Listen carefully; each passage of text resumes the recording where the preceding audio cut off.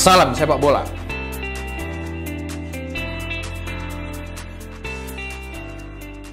Kali ini kita akan membahas mengenai pemutusan kontrak. Kondisi atau kejadian yang mungkin saat ini sedang dialami oleh teman-teman, kondisi atau keadaan yang mungkin pernah dialami oleh teman-teman, dan juga bahkan mungkin ke depan akan dialami oleh teman-teman di masa yang akan datang. Terhadap pemutusan kontrak ini, sudah secara jelas diatur dalam Standard Player Contract atau SPC, Regulation and Status and Transfer of Player atau RSTP, dan juga Undang-Undang Nomor 13 Tahun 2003 tentang Ketenagakerjaan.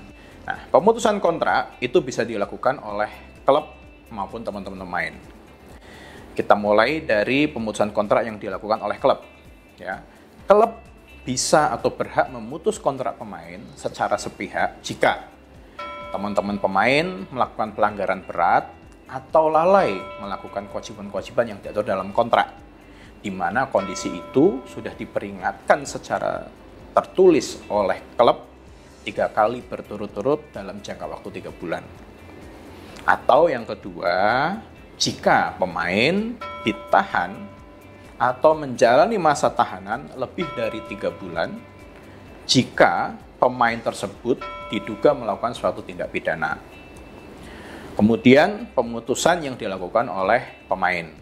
Jadi pemain juga berhak untuk memutus kontrak jika satu klub melakukan pelanggaran kontrak secara serius dan terus-menerus, sebagaimana diatur dalam syarat dan ketentuan dalam kontrak tersebut. Dan yang kedua, ini yang paling penting dan mungkin sering dialami oleh pemain, yakni jika klub tidak membayar gaji atau bonus atau tunjangan lain yang diperjanjikan dalam kontrak selama 3 bulan berturut-turut.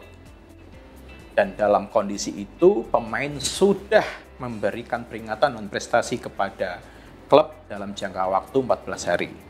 Dengan kondisi itu, pemain bisa memutus kontrak secara sepihak. Nah, terkait dengan akibat hukum pemutusan kontrak ini, maka jika klub melakukan pemutusan kontrak dengan alasan-alasan yang tadi saya sebutkan, klub boleh tidak memberikan kompensasi terhadap pemutusan kontrak tersebut kepada pemain. Namun, untuk teman-teman pemain, jika teman-teman pemain memutuskan kontrak secara sepihak karena klub tidak membayar gaji, tunjangan, atau bonus yang dijanjikan selama 3 bulan berturut-turut tadi, ya, selain teman-teman tetap berhak atas gaji, bonus, dan tunjangan tersebut, teman-teman juga berhak atas pembayaran kompensasi terhadap sisa kontrak yang masih belum berakhir. Ya, ini yang namanya just cause. Nah, terhadap just cause ini kita akan bahas dalam sesi tersendiri. Nah, kemudian mungkin teman-teman bertanya, jika ada pihak atau baik pemain maupun klub memutus kontrak secara sepihak tanpa alasan, itu gimana konsekuensinya? Nah, itu juga sebenarnya sudah diatur secara jelas juga. Khususnya diatur dalam Undang-Undang Ketenagakerjaan kita. Ya. Jika kemudian klub memutus kontrak secara sepihak kepada pemain tanpa alasan yang jelas atau tidak sesuai dengan aturan, maka klub wajib membayar ganti rugi kepada teman-teman pemain sebesar sisa kontrak teman-teman sampai batas waktu berakhirnya kontrak.